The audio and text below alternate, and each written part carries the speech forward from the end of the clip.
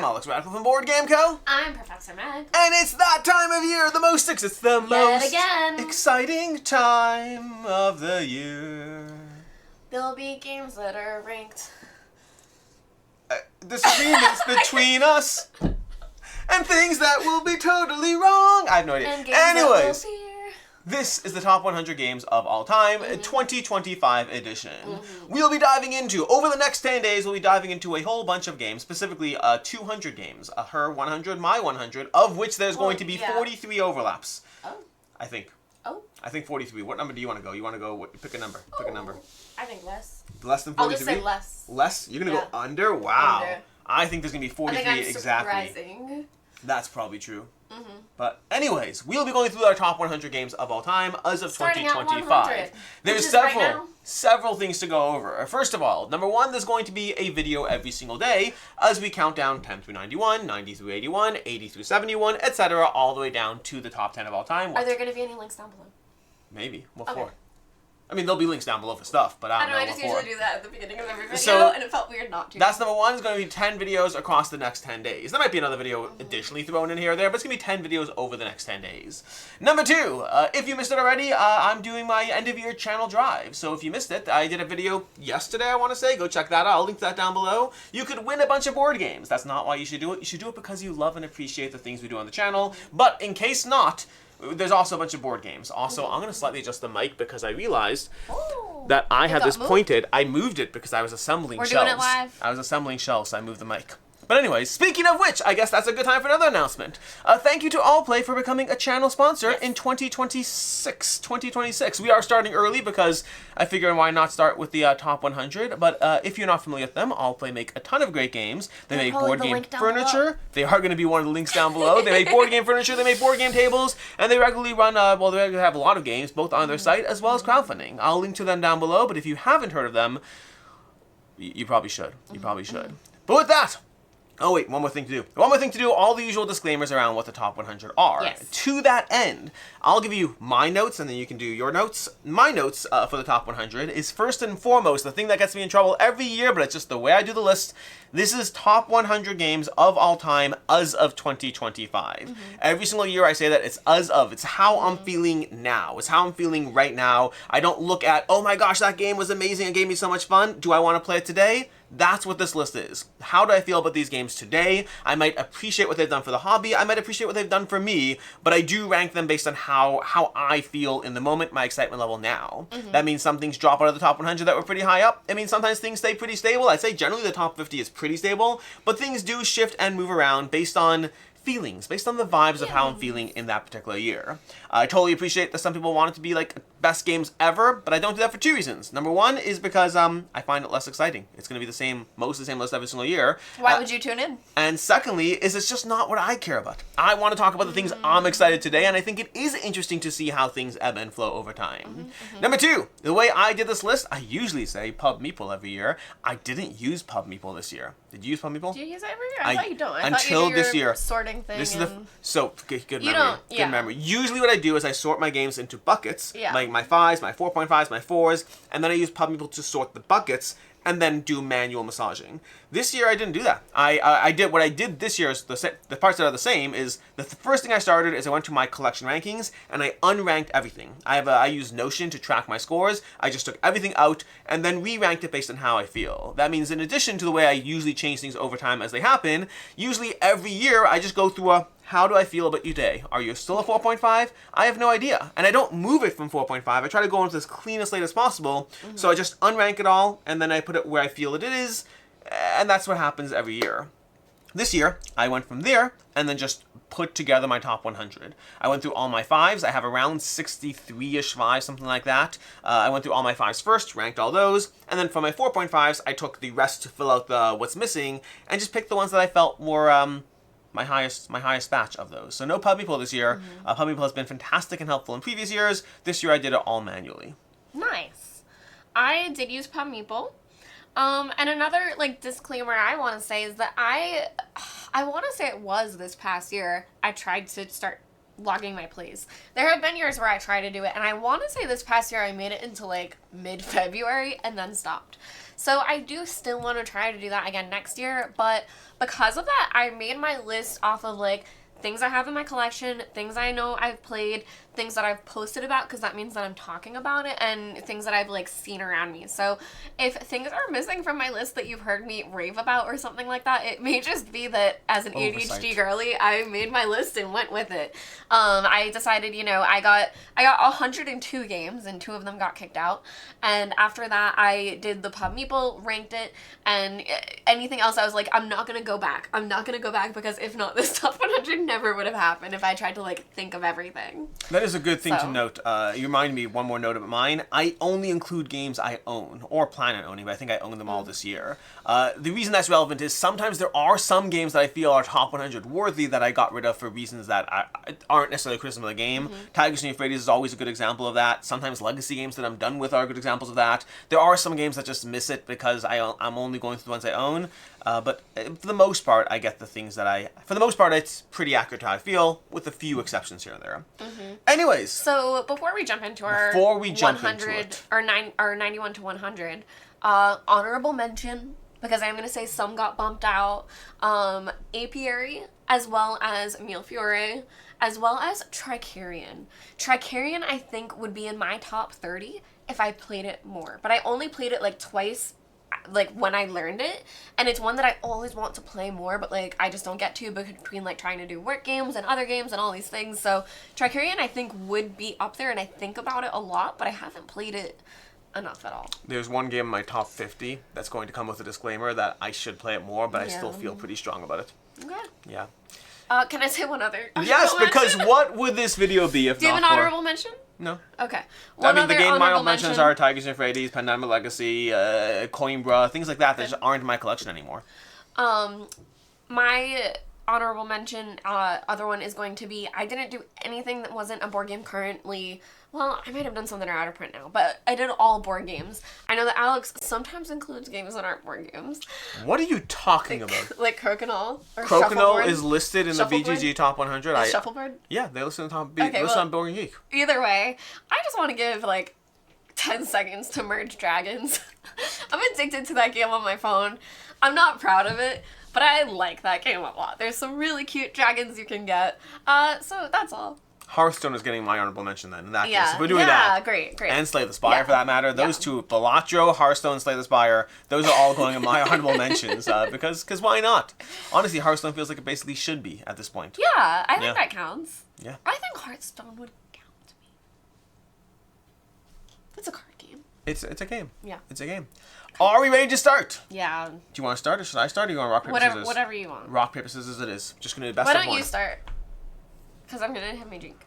Anyways, I'm going to start with my number 100. This is a big drop from last year. Oh, I just realized I didn't take notes. Maybe I'll do this for future ones in the series. Maybe not. I didn't take notes on where things dropped. But the good news is I do, at the very end of the whole series, I do a top 100 statistics analysis where I kind of look at how things change. So I'll cover it there. For this video, let's start with my number 10, which is a big drop from last year, and that is Oathsworn Into the Deep Void. This is not a criticism of the game itself, the fact that it dropped. I mean, first of all, top 100, still amazing. The fact that it dropped so much is honestly because I just haven't played it in the past year. I don't know when I'm going to get back to continuing it. I still never finished the campaign. It's one of the campaigns that I definitely did. If you watched recently my campaign purge, I got rid of a lot of campaign games this past year. Crazy. Oathsworn, most of them are gone. Oathsworn is still here, and it's one that's... What? Did you watch the video? I skimmed. I couldn't. There's literally, I was getting triggered. there's multiple parts in the video where I'm like, Meg just might take this. Meg just might take this. I couldn't watch it. Yeah, well, you have to if you want to know what to save. Otherwise, how are you going to know what to save? I'm just going to cry. That's fair. That's fair. But anyways, while playing Merge Dragons, this is Oathsworn over here. It's a phenomenal campaign game that is a manageable length. Still haven't finished, but manageable length. It's got a great story, great choose-your-own adventure with some asterisks. Check out my review if you want that. But then additionally, it has just great gameplay and just great theme and everything across the board. It is really, it's a push-your-luck system as far as the combat goes, which makes it very, very compelling to dive into and try to just optimize how many hits you can get and how you can survive the scenarios. That's lots of fun little twists around it. Every scenario is its own beast to go through. Phenomenal game. One of the better campaign games out there. And well deserving. Little minis where you can give them stuff. Yeah, it's great. It's a great game. To you. So, for my top 100, last year, for my top 20, I only did the top 20. So I did a lot of new games so that you had like a new, fresh list from Professor Meg. So now my top 100, I get 100 games again. So we're going to revisit to some old classics that I absolutely love and would love to, you know, give some time again. So my number 100 is going to be Robin Hood, The Adventures of Robin Hood. Now this game, it's one that I just feel like everyone needs to know about. It's one where you play through it and then you're done, so I haven't played it again or anything like that, but I really just think everyone should experience this game if you haven't already.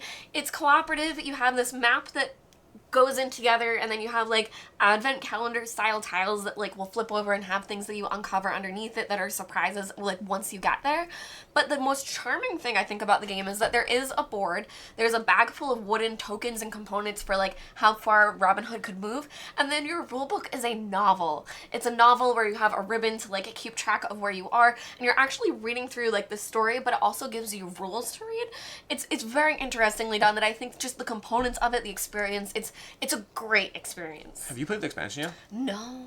Ricky I was going to ask about that. Yeah, I wasn't sure if... Okay. So. Ricky loved this game. I mean, I enjoyed it. Honestly, seeing this and grabbing it, I saw the expansion and I was like, oh, I think I might be doing that over Christmas break. That's... Yeah. Yeah. So... Anyways, Adventure Robin Hood. Solid game. Are we trying to keep them all in frame? I'm just going to have them around until I can't have them around, so it is what it is. My number 99 is a new to me game from this year, and this is Ink from Casper Loop and Final Score. Ink is one of those games that's similar to, if you've played them, Framework, Sagani, and Nova Luna. It has that kind of feel. Although, interestingly enough, this is not designed by Uwe Rosenberg, which all those games are. They're all different companies, but they all have the same feel. Framework. Ink is a game about trying to place your little tiles down in order to optimize your scoring. You also have abilities in the game, which is why this has become my favorite from the series, because the abilities keep it fresh and interesting as you try to figure out how many ink tiles to remove from a sector to activate the abilities, because there's different abilities for different amounts of ink tiles. It is a very fun, abstract strategy game of trying to figure out how to place your tiles most optimally in order to both build your areas and activate abilities, in order to get all of your ink tokens down onto the board, which again, if you've played Framework, Sagani, Nova Luna, they have that aspect where you're trying to complete goals. This has that. Each tile is both demanding something and providing something. It's like, oh, I need a section of 5 red, but also there's two purple on this, so that's going to help you work your way there. I find it excellent, and the ability tiles have really been the thing that have eclipsed all those other games for me, because it makes the game not samey. Every time I play it, there's a different combination of abilities, and so it has a less repetitiveness compared to other games that I very much enjoyed, but do start to feel a little samey time and time again. And now, Board Game Code Channel listeners, this is the time where we're going to introduce the top 100 drinking game. Because take a drink every single time we say what? Excellent. It's on BGA. It is on BGA. It is on BGA. And I think that is a good pace. Yeah. Because it's not going to be too many games, but it's definitely going to be some. Yeah. And Ink is on there. Ready for my number 99? 99. Well, my number 99, I don't even have to try to grab it to get. It's right in my pocket. It's going to be, oops, You Numbsters. found Numbsters? I did. I found it. Numbsters. This is my favorite button shy game. It's your favorite button shy game? Hands down. What could beat this? I don't know which What button could shy. beat this? What could beat Numbsters? I think about it all the time. I know what I love. I don't know what you love in button shy. It's great though. I still love the others. I'm not saying the others are bad. Do you have any other in your top 100? No. So there you that's go. your favorite button shy game. So Numbsters is a card game where it's like a hand management where each of these different numbers have different abilities, and it's a shedding game where you're trying to basically just get down to one card left besides the 7, the 8. The 8. The 7. The 7 or the 8. The 8 is the one that eats other things. Yes. So you want it... Either way... Numbsters will fit in your pocket. This is one of my favorite games to travel with. It's one of my favorite games to show other people because you can give it to someone and they'll start playing it, and then you'll be like, okay, time to go down. Like, I'll pick it up and they'll be like, no, hold on, I'm gonna get it. So, Numbsters. It's kind of challenging. It's fun. It's a great one. Little guy. My number 97 is going to be coming in with Root. Now, I don't play Root as much as I'd like to these days, unfortunately, but I still have a hard time letting this one go because it is so good when you play it, and having all the expansions gives you so much variability to the ways you can actually integrate and mish and mash it all together. Root is an asymmetric strategy game where basically the core game has 4 core factions. Each one plays slightly differently while working within the same framework. You do need all the various factions to balance each other to different degrees, to be able to get in each other's way as you try to work your own little mini games. But then the expansions, to me, take it to the next level, because expansions break the mold of those core rules you have, allowing you to do things from having better player counts. The core game, I think, is really best with 4 and not nearly as good at 3 or 2. Definitely not at 2. The expansions start mixing it up. You can have very solid 3-player games with the expansion factions and various maps and modes. The various expansions later on introduce additional little mini... I can't remember what they're called. Do you remember what they're called?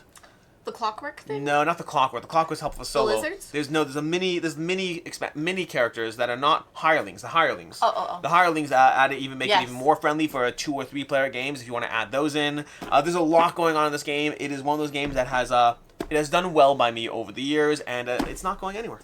Yeah, that's one that's not in my top 100, so I'm gonna flag it now. It didn't make it, and I don't know.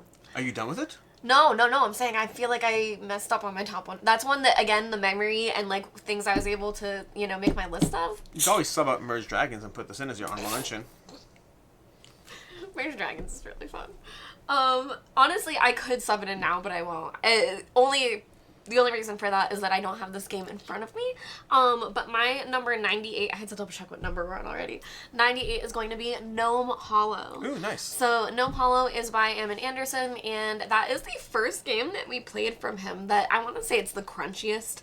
And I do still very much enjoy it. So you're these different gnomes, and you're trying to make like fairy circles basically, and you're trying to use that to gain different resources and then go up on these different tracks. But it's really fun. It's a good time.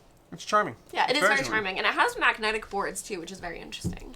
But yeah, unfortunately, Gnome Hollow, I forgot at my house, you guys. I'm sorry. 97. 97. We're up to 97, right? Yeah. Yeah, 97. Are you before me? Yes. Oh my gosh. I didn't. I hate that. I didn't. Are those the Project Elite minis in there? Okay, cool. I didn't realize this was like that. Yeah, definitely like that. I'll show people so that they can be. Sound. These are the miniatures. I have 2 boxes of Project Elite. All the other components, then the miniatures. Honestly, I think if you go back to last year's video, I do the same thing about something. Yeah, there's definitely. I definitely do that. Oh I definitely do that. I don't believe in storing more boxes than I have to. Project Elite. She's like, define have to. Project Elite, excellent game from Simon, for Martipia Games. This is the 2nd edition. Basically, it's real time. Can I just say, you just gotta put a thing of bubble wrap in there. Even if you just, you have so much shipping stuff, just stop. I'm getting triggered. I was like, give me advice on how to keep them safe. Oh my give God. them to me. I'm gonna drop the box. 90. This is Project Elite is a real-time game of rolling dice while you try to survive. The game paces itself across 2-minute rounds, so you basically have 2 minutes of real time, then pause and planning. 2 minutes real time, pause and planning. It is so much fun. The game is just absolute chaos as you try to survive the hordes of aliens. But every time you roll the dice, you're also moving the aliens towards you. So you're in this weird crunch where you're racing yourself because you're like, I need to roll faster, but that means they're gonna move faster. So I need to roll faster, but be faster. But the things I shoot, because if I pause too long, they're gonna move on their own anyway. So I may as well have them roll into my control while shooting and destroying them, and also we need to venture out from our base to go ahead and accomplish those objectives while somebody else stays back and shoots the guys as they're heading to the... It's so much fun. It's so much fun. Honestly, I haven't really branched into the expansions yet in this game. This is one of those games I have it all in. At least I have pieces of the all in, I guess. Broken pieces of the all in. But the base game itself is so satisfying. It's just frenetic chaos, dice rolling. It's one of the as I say, one of the few. It's the only real-time game I believe that I still have in my collection. Your stack is so much higher than mine. To be fair, you have Robin Hood, Numbsters, you're a game behind, and then Gnome Hollow. And now I'm going to add another smaller box. Not super small, but smaller. So trick-taking is something that I've always loved. I loved hearts before I really even played board games, so I love trick-taking games. And a huge part of me always started off with competitive trick-taking. So recently I've gotten, like obviously the crew and things like that, but I feel like in the past couple of years there's a lot more cooperative trick-taking. And I've got Take Time over here. So Take Time... What? I'm trying to remember if I put this in my top 100. Oh. I'm trying to remember if I should put it in my top 100. That's a different conversation, but I don't remember right now. So Take Time is a new one by Asmodee. It's just Asmodee, right? Yes. So it's a newer game where... No, it's Libelud. Oh, Libelud. Libelud. So there's a bunch of different envelopes, and you're basically going through these different scenarios that are requiring you to do different things. But within that, you have a clock, and you're playing out your cards basically sequentially, where usually, again, this is usually, by the end, you can't go higher than something like 24, for example. So you kind of have that time clock, but then again, each scenario kind of changes the rules with what you're allowed and not allowed to do. But everyone has their hands, which are secret, and the only kind of piece of information that you have is the white cards versus the black cards, because they're the same set of numbers, but you have white and black. So if you have someone with all black cards, you kind of have an idea that they might have like a better diversity of cards, of numbers. So yeah, Take Time it's really fun, and I haven't played through all of it. So this is one that I really enjoy with my game group. I think it's fun that we feel very accomplished when we, get the different, more challenging ones. But yeah, it's pretty cute. It's very solid. Solid enough that I'm trying to figure out if it is my top 100 or should be in my top 100. That's why we're not going to have that many crossovers, because, well, we'll see. Because you forgot. My number 96, this I realized I grabbed the wrong box, but nonetheless, this is Beast Shattered Isles. Technically, Shattered Isles doesn't exist as the prototype box. I have the original base game. I just grabbed the wrong box. Oops. Beast from Studio Midhall is a fantastic hidden movement game. You have one player playing as the Beast, and you have one or more players playing as the various hunters trying to hunt down the Beast. The Beasts are wildly asymmetric as far as the different Beasts in play. The hunters are fairly asymmetric. You're drafting cards each round. You're drafting cards with the Beast, so you have different portions of the card. So even as I take a card or don't take a card, I have to think through, do I want the opposing side to have that ability on their cards? And then from there it just goes into standard hidden movement with a scenario. Like, you have this kind of missions you're trying to accomplish. It is one of the most involved hidden movement games out there. It is branched off into multiple board games. They have Hollow Pact, I believe is the other one. They have a RPG. I believe they're working on digital implementation. They have a lot of things going on for Beast, and it's well deserving because Beast is absolutely fantastic. The second best hidden movement game I have in my collection. And that was number... 96. 96. Okay. Well, my number 96. Let me see. Mine are all a little further from me. I don't think we've ever had this happen before. My number 96, and I will show you my phone even. Look, 96. You guys, I think we've had it happen in the top 10s. That's why I grabbed the wrong copy. I thought you were being funny. No. I thought you were being silly. Like, oops, it must be missing. So, fun fact, random fact. If she knows that I have the game, she doesn't bother bringing it over because why carry over more games than you need to? I do have this as well, yeah. And normally, Beast the base game is on top of my Beast stack because... It was at the bottom. Stop. It was at the bottom. I had to take Then I'm lying. But this was on top. I just grabbed this, apparently. I'm looking over there now. I'm like, yeah, they're both gone. Wow. But literally the same number. That's the part that's, I don't think we've ever done that on a higher outside number. of the top 10. Yeah. The top 10 maybe, because that's when it gets like very close and like very good games. Beast is still, again, a very good game. But to have us tie at 96 is a little bit weird. Weird. So I don't feel like I need to say too much more about this, but I also clearly very much enjoy Beast. I think it's very clever, and I think that there are plenty of hidden movement games where the roles feel so different that it's almost disheartening to be one of the roles, where sometimes it's like, oh, it seems like you have it a certain way or I have it a certain way. Whereas with Beast, I think they balance it really well, that between who's the Beast and the different heroes, I think that no matter who's playing what you're doing, it's still, it feels very balanced, I guess, and just as fun to be either side. Wow. That's Beast. Wow. Studio Midhall. I literally have to look over the shelf being, is that my copy? I had to double check, and I was like, I have to show you my list to prove that it's actually cool. that number. I mean, I have my list written down over there. Actually, I have a photo somewhere. Where's my Guys, photo? I don't think that has ever happened before. I'd show you my photo, but I don't want to show you the rest of my list. Yeah. My number 95 is Kemet. Kemet Battle, Blood and Sand. Battle of the Gods. Battle of the Gods, something else. Maybe it's the new Kemet? Kemet something gods. I don't remember. Anyways, Kemet Blood and Sand. This is from Matago's game. It's the re-implementation, the new version of Kemet. Kemet is a game that I fell in love with when I first played it. The sheer amount of powers and abilities have made this so ridiculously fun. You haven't played this yet, have you? I was trying to to think. I feel like I did play it once now. I feel like you're on the cusp of playing it a lot, but I don't know if you've actually played it. I don't know. Yeah, I don't know. Either way, Kemet is absolutely fantastic. Powers and abilities galore. If you like just having a smorgasbord of menu options to pick from, because that's what this game is. The core game gives you 3 giant smorgasbords. There's 16 power tiles in each of the colors. You offense, defense, and economy. And then as you get the various expansions, it adds more and more. The new big box, which I am waiting for mine to show up over here, but the new big box has like, by the time you're done with all of that, I think you have 7 trays of power tiles, of which you're only choosing a few game to game. So you have to figure out different combinations. Like, sure, you might have figured out what's best when you have offense, defense, and economy, but what when you have sacrifice, and then the black power tiles, and you have the new gold power tiles, the amber ones, whatever they all give you different combinations of things that you have to try to optimize as you build your own asymmetry in the game. It is so ridiculously satisfying. It's just power tiles galore as you try to figure out how to break the game with the different menu options available. Let me see the back. I love it.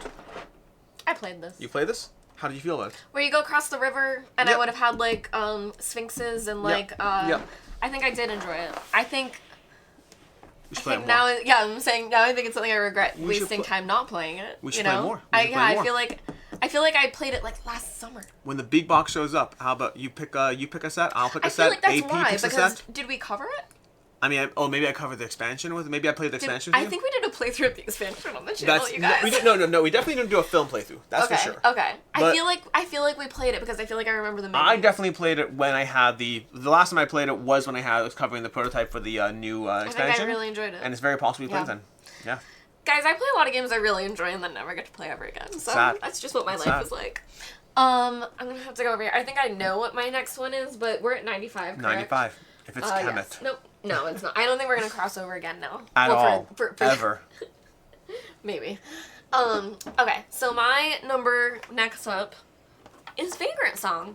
Vagrantsong is a boss battler. It's spooky. It's thematic. It's a good time. You play as these different characters where they all have special abilities. Now, my perspective of it is more of a solo experience. So, I do think that it is perhaps not as fun when you're playing with a lot more people. It's one that I've talked about a ton of times, so I do think I've brought this up a lot, and my mood on it has changed from time to time, that I very much enjoy it by myself, but that's how I enjoy it. So it is a boss battler, you're rolling dice. I'm pretty good at rolling dice, so usually games like that I do like, but I feel like I also get very lucky, so I feel like I'm doing well, and then it makes me like it more. But the creepiness aspect of this is just so well done that it's a bit cartoonish, so it's not too scary, but then what they describe is very scary, so it does honestly get me pretty spooked. Yeah, I just think it's a game that's really well done. I still haven't finished it yet, but it deserves to be here. It's a good game. My number 94. 94 so up to 94 is a game which I'm pretty sure I have not played. Now the other thing is, guys, I only have my covers with me, so this might be hard to do. 94 is Innovation Ultimate. I don't believe I've shown know what this is. I don't think I've shown this to you. This Innovation is an absolutely incredible game, but it kind of breaks some of the things that I normally like about games.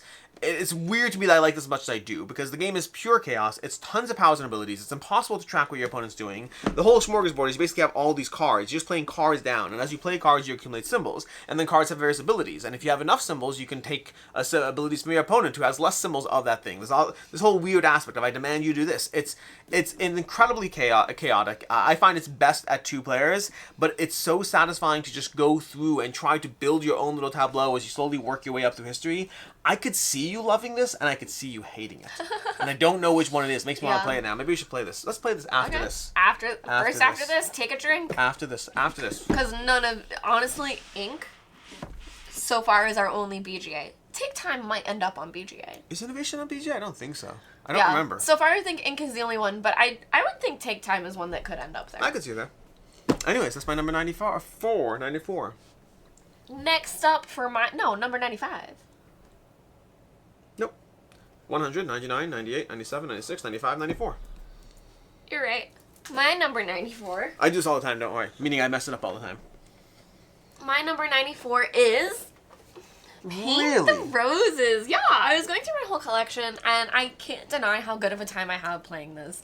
This is one that is a deduction game. It has these tiles that are Azul-esque, where they're really well made, and you're playing against a queen where you're trying to get these different contracts and then figure out what other people have, because as you place out the different tiles, you're getting different clues, but as you place out the tiles, there's only so much room where it's a limited amount of space, so you're also working with that to try to get ahead before the queen comes and kills you, and she will, especially if you're wrong. So yeah, this is one that I just think is a very clean deduction.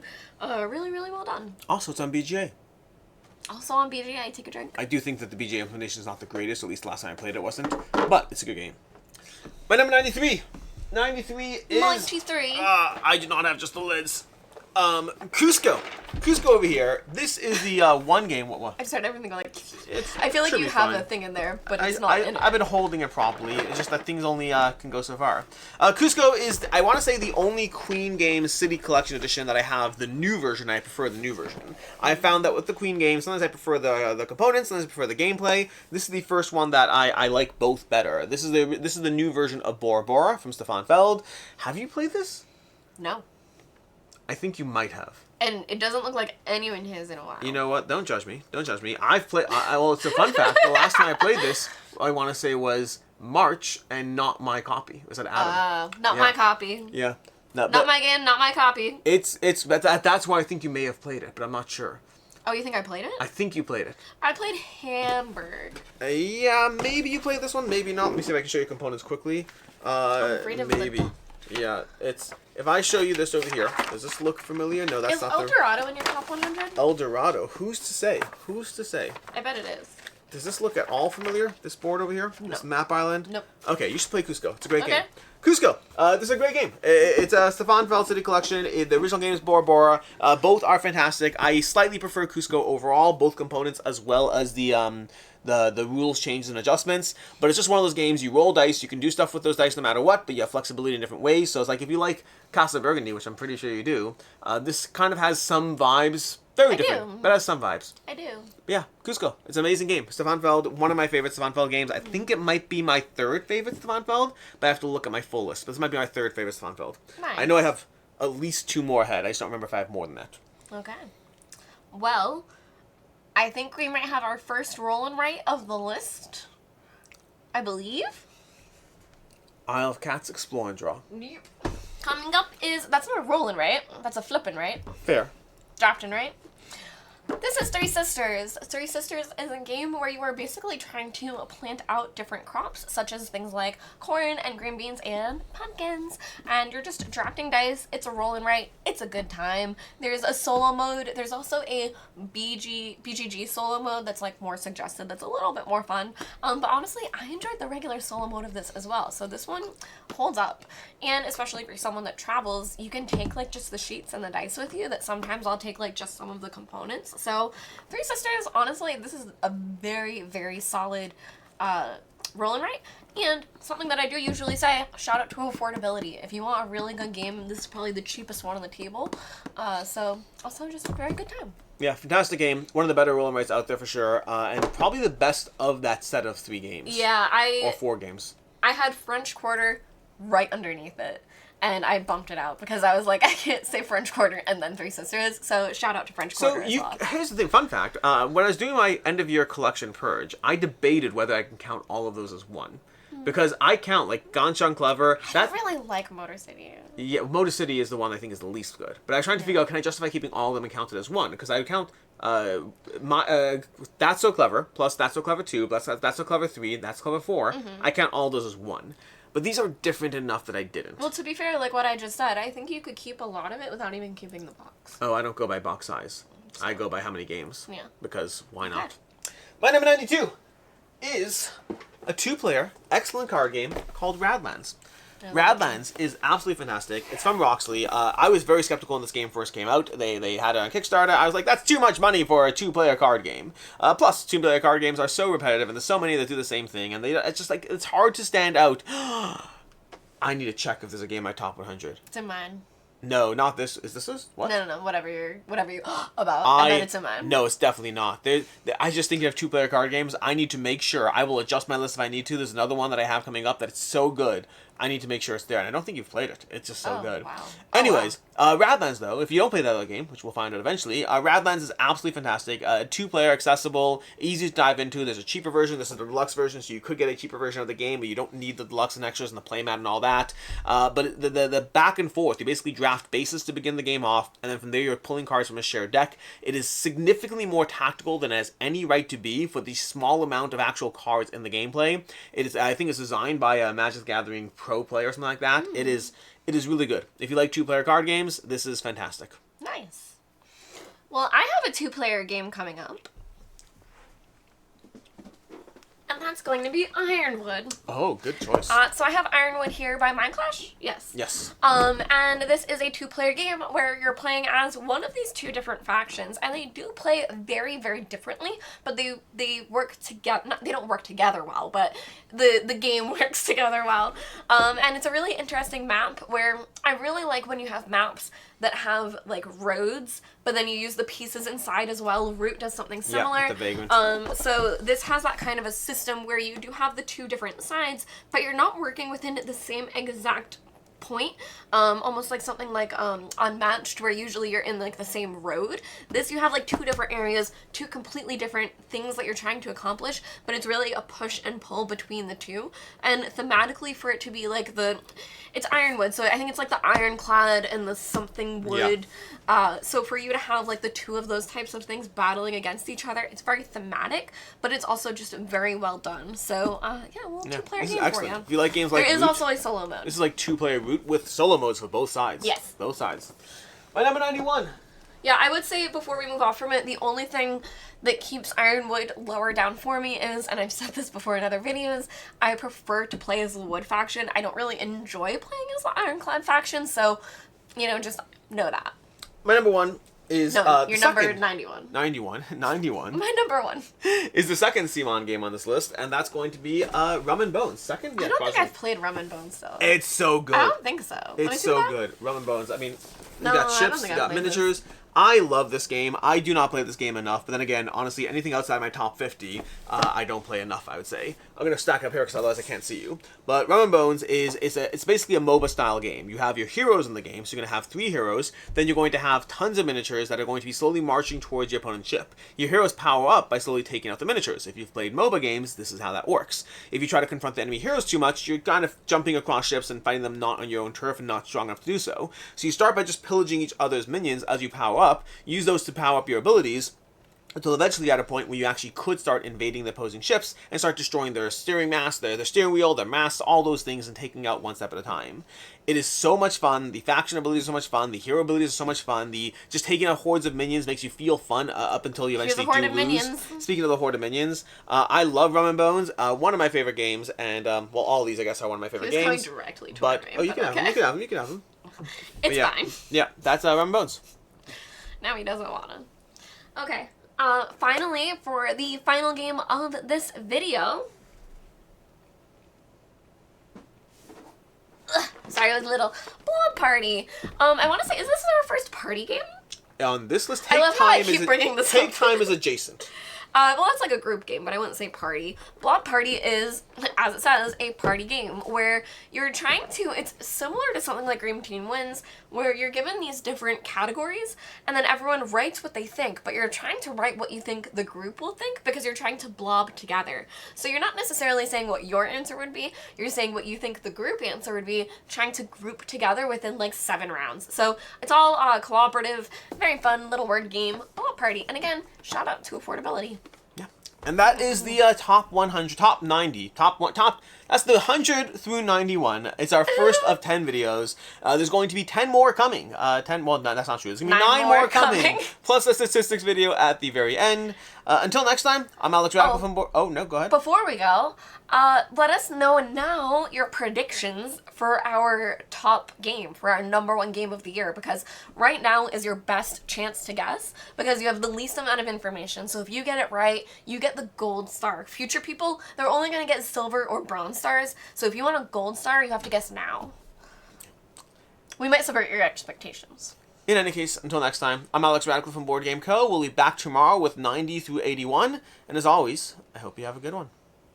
Bye.